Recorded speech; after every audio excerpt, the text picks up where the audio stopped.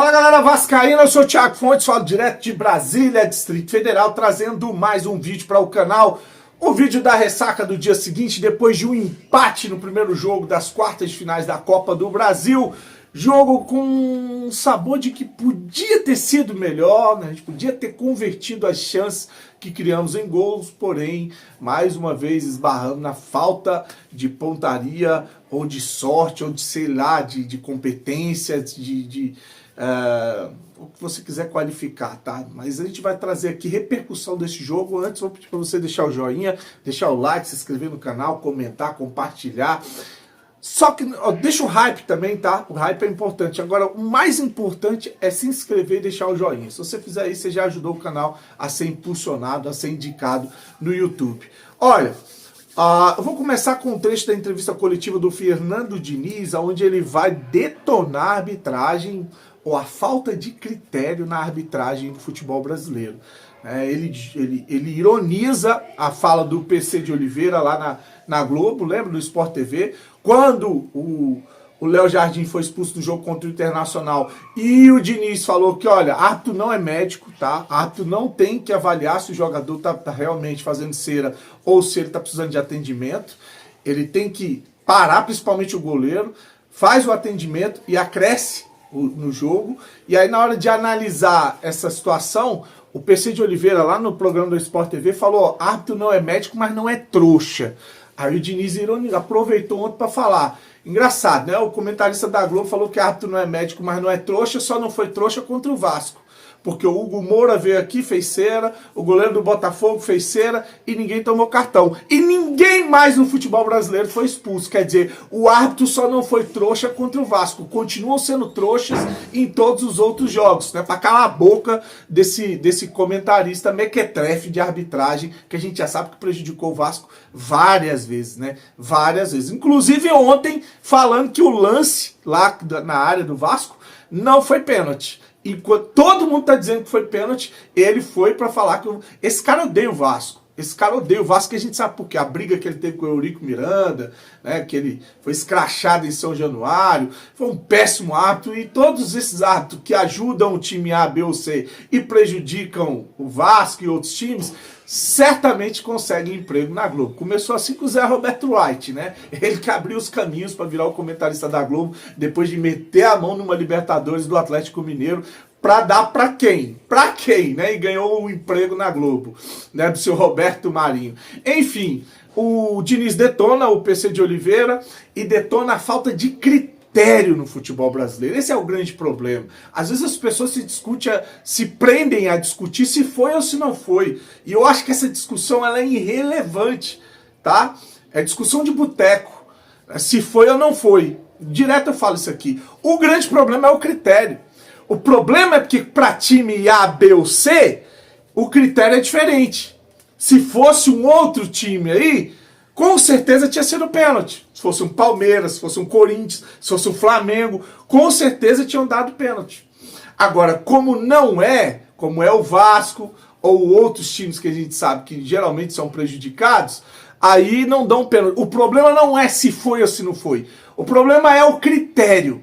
Porque se o jogo contra o Juventude, que o Piton sobe e o braço dele, involuntariamente, ele toma uma bolada no braço e o juiz dá pênalti, se isso foi pênalti, eu não vou discutir se foi ou se não foi. Porque aí eu falei, é uma discussão de boteco.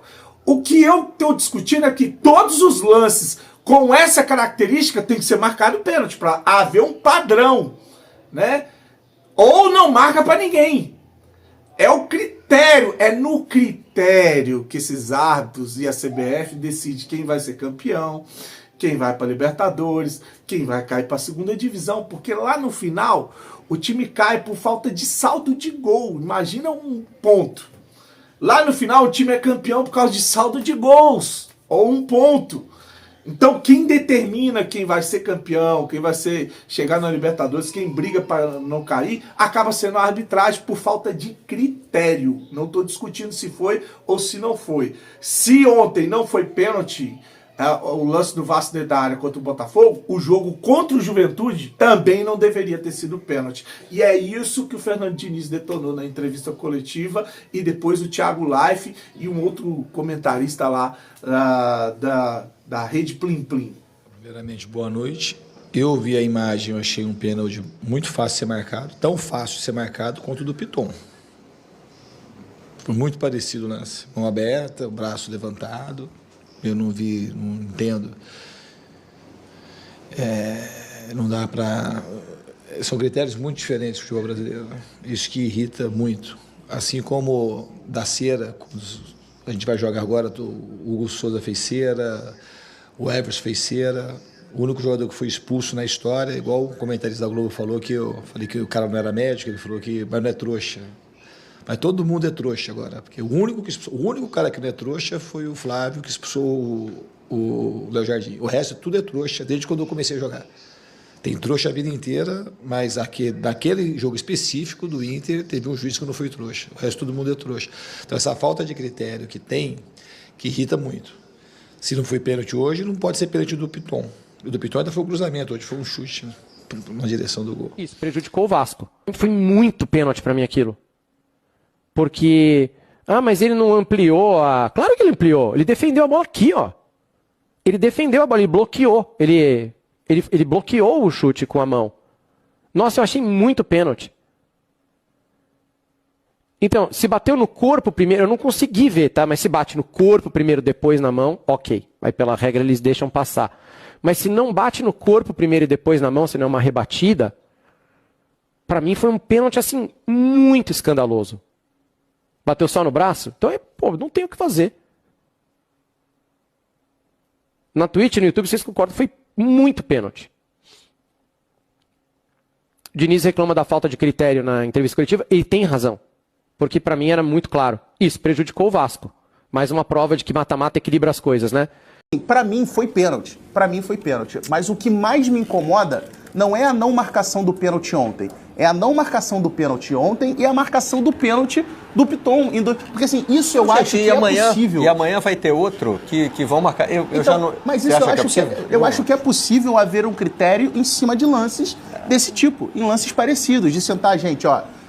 Aqui, esse tipo de lance é para ser marcado pênalti, ou esse tipo de lance não é para ser marcado pênalti. Assim, a gente está vendo aqui que são dois lances que são idênticos. Então, assim, os árbitros, durante a semana, eles assistem os jogos, eles veem os lances, eles sabem quais foram os lances capitais, eles sabem quais são os lances polêmicos. Então, assim, Ontem viralizou uma banda, uma rasteira que o Jair deu no Daronco, cara, e ali não tem. Eu vi Vascaíno falando aí, com certeza a próxima vez que o Daronco apitar, o Jair vai ser. O Daronco é vingativo, viu? Ele vai expulsar o Jair. Por quê? Porque quando. Lembra lá do Lisca doido, que veio pro Vasco? Aí na Copa do Brasil contra o São Paulo, de novo o Daronco. De novo o Daronco prejudicando o Vasco na Copa do Brasil. Garfou o Vasco na Copa do Brasil contra o São Paulo. Expulsou o Lisca doido. Sem ele ter falado absolutamente nada. Só por causa de rixa antiga do Lisca ficar criticando ele. Quando o Lisca era treinador, eu não sei se era do América, de um time aí. Ele detonou o Daronco fez questão de expulsar ele sem ele fazer nada. Ele é bem vingativo. Além de ser péssimo árbitro, ser um boi cansado, não aguenta mais acompanhar o ritmo de uma partida, é mal intencionado, é vingativo, e aí viralizou essa banda que o Jair deu no Daronco. E aí na zona mista foram perguntar pro Jair, né, se era para ele ter sido expulso por causa dessa banda. Ele disse que não foi intencional, que pediu desculpa para o Daronco, mas que ele representou, e não só a torcida do Vasco não, viu? Ele representou vários torcedores de vários clubes no Brasil que odeiam esse cara, esse Daronco. O que você fez no Daronco? Era para vermelho? Na verdade, no calor do jogo ali, eu nem percebi, depois que eu vi o vídeo ali fora. Na verdade, eu ia para a segunda bola ali e acabei atropelando ele, mas até peço desculpas que não foi minha intenção ali, foi no calor do jogo mesmo, não foi por querer. Mas foi falta. Foi falta, mas eu até pedi desculpa para ele ali no jogo que não foi a minha intenção ter atropelado ele, mas isso faz parte também. Jair, não sei se foi Seguimos com o Fernando Diniz. Na coletiva ele foi perguntado sobre a atuação da dupla no meio de campo. Você vê qual a diferença que faz você jogar com o primeiro volante, né? Como deu proteção, como deu sustentabilidade nesse meio de campo do Vasco, o Barros, tá? E aí até foi, acho que foi o Wellington, né? O Wellington Campos perguntou para o Fernando Diniz o que ele achou do Barros, que saiu aplaudido, e do Jair, que foi escolhido por eles ali, o melhor jogador em campo. O Diniz vai rasgar elogio para os dois, tá? Primeiro ele fala sobre ter tentado levar o Jair para o São Paulo, para o Fluminense, que é um jogador que ele gosta do futebol, acredita, né? E do Barros ele falou que é um jovem que tem muito futuro, que já observou o jogador quando esteve no Vasco e que tentou subir o jogador. Enfim, vou deixar aí o Diniz falando dessa dupla que deu liga, né? Barros e Jair no meio de campo. Diniz, você gostou da dupla Jair e Barros? Eu estou te perguntando porque o Jair foi escolhido por nós o melhor em campo e o Barros saiu aplaudido pela torcida do primeiro jogo, assim que ele começa desde o início. O que você achou dos dois? Eu gostei dos dois. Achei que o Jair foi com muita justiça o melhor em campo. E é um prêmio pela pessoa que o Jair é. Todo mundo sabe, quando eu cheguei aqui, meu jogador estava muito questionado, aquela coisa de sair. Eu sempre gostei do Jair. Tentei levar ele para o São Paulo e para o Fluminense. E ele é um trabalhador assim, exemplar. E ele merecia um momento como esse, de ser enaltecido pela torcida e de fazer um gol muito importante. E o garoto jogou muito bem. Esse menino acho que tem um futuro brilhante pela frente. Eu conhecia ele, eu ia subir o Barros quando estava aqui na primeira vez, em 2021, e ele era 4 anos mais novo. Então, ele era do Sub-17, era a turma dele, do Andrei Santos, do Marlon Gomes. Ele estava numa lista que possivelmente subiria se eu permanecesse no Vasco para 2022. Ele era muito jovem, mas já era promissor. E quando teve a chance dele voltar, para mim foi assim uma alegria muito grande. Sabe que ele estava bem no América. E desde quando ele chegou, ele tem mostrado muita competência nos treinamentos, que o credenciou e passou confiança para iniciar a partida de hoje. E jogou muito bem. Bom, pelo menos nesse meio de campo começa a aparecer opções, né? Porque ele falou do Tietê que teve uma lesão, ele falou que não é tão séria a lesão do Tietê, que espera contar com o jogador para a volta do jogo contra o Botafogo. Então você tem o Tietê que está bem, tem o Jair que fez uma excelente partida, tem o Barros, para mim chegou para ser o volante titular. Né? Tem o Hugo Moura, ele falou, foi perguntado, né, se o Hugo Moura com a contratação dos zagueiros, porque o Vasco parece que fechou sim com o Carlos Cuesta, tá? O zagueiro colombiano. E aí ele falou, foi perguntado se o Hugo Moura vai ficar disputando vaga ali de zagueiro ou se vai jogar como volante. Ele falou que o Hugo Moura não falhou de zagueiro, que desde que entrou foi um jogador que foi eficaz em desarmes, na saída de bola, e que o Hugo Moura pode sim, tanto jogar como zagueiro, como volante. A gente acaba ganhando opções, ele que vai ter que quebrar a cabeça para montar esse time, porque aí vai chegar os zagueiros de verdade e o Hugo Moura vai ser opção ou na zaga ou de volante. Tem o Barros, tem o Tietê, tem o Jair, enfim, a gente começa a ganhar opções. Eu arrisco dizer que tem jogo que não dá para jogar Nuno e o Coutinho, tá? A gente perde muito com pegada e marcação. Eu já tinha falado isso antes do jogo contra o Santos, mas quebrei a cara porque arrebentaram num jogo atípico e o Nuno jogou pra caramba. Só que o Nuno, eu acho que ele ainda sente muito o desgaste de sequência de jogos, né? Calor, primeira vez jogando fora de Portugal, então muita viagem. Para o Nuno é muito difícil. Você vê que o Nuno ele cansa muito rápido, né? No primeiro tempo ali ele joga com intensidade, mas depois é um jogador que cai demais o nível para o segundo tempo. Então eu acho que o Coutinho e o Nuno ali, de repente, jogar com um dos dois no meio de campo.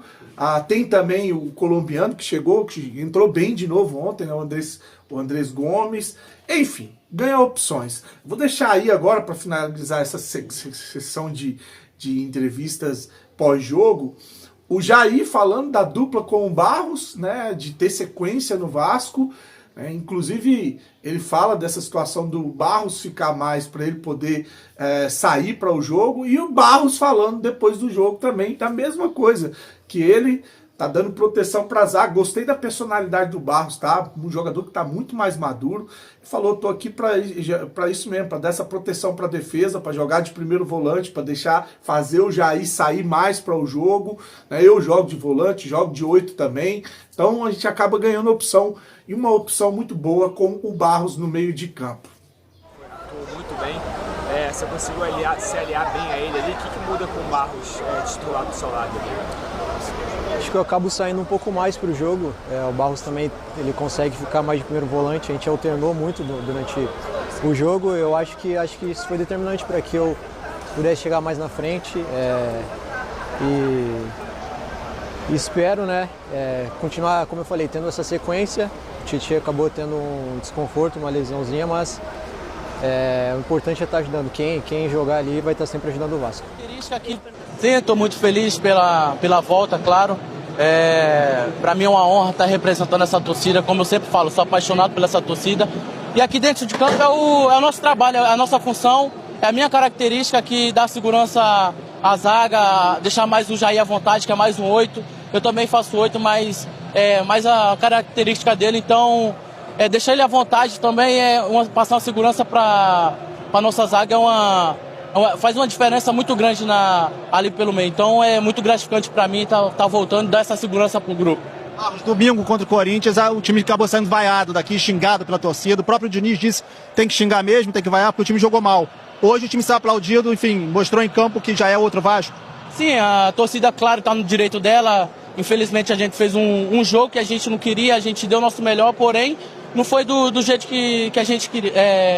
Pensaria de sair da forma que a gente pensou, mas graças a Deus a gente pôde mudar o placar, o resultado, a nossa atitude, então praticamente mudou tudo, né? Agora a gente sai aplaudido e claro, a torcida está no direito dela de vaiar e de aplaudir no momento certo. Valeu, obrigado. Para finalizar esse vídeo, uma notícia importante, né? Grana entrando no Vasco, mais um jogador negociado. O Vasco acertou, encaminhou a venda do atacante Figueiredo, que está emprestado ao América Mineiro, para o Alverca de Portugal. Aí o que acontece? O Vasco está esperando agora uma resposta do América Mineiro, porque no empréstimo o América Mineiro tem a prioridade na compra. Se aparece um comprador, o América pode cobrir a oferta e ficar com o jogador. Ou oferecer o mesmo valor. Né? Aí tem que ter um alinhamento entre o América e o jogador também.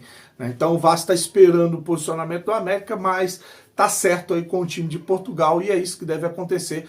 O atacante Figueiredo deve ser negociado para esse Alverca, time de Portugal. Só não foi revelado o valor da negociação ainda, tá? Ainda não foi revelado, mas é mais grana pintando no Vasco da Gama. É isso aí. Tô metendo o pé, agora é focar para encarar o Sport no Campeonato Brasileiro. Precisamos voltar a vencer urgente no Campeonato Brasileiro. Domingo a gente encara o Sport na ilha e depois pensar na Copa do Brasil novamente, tá? Curte, se inscreve no canal, desejar para você um dia abençoado, fique com Deus e saudações vascaínas.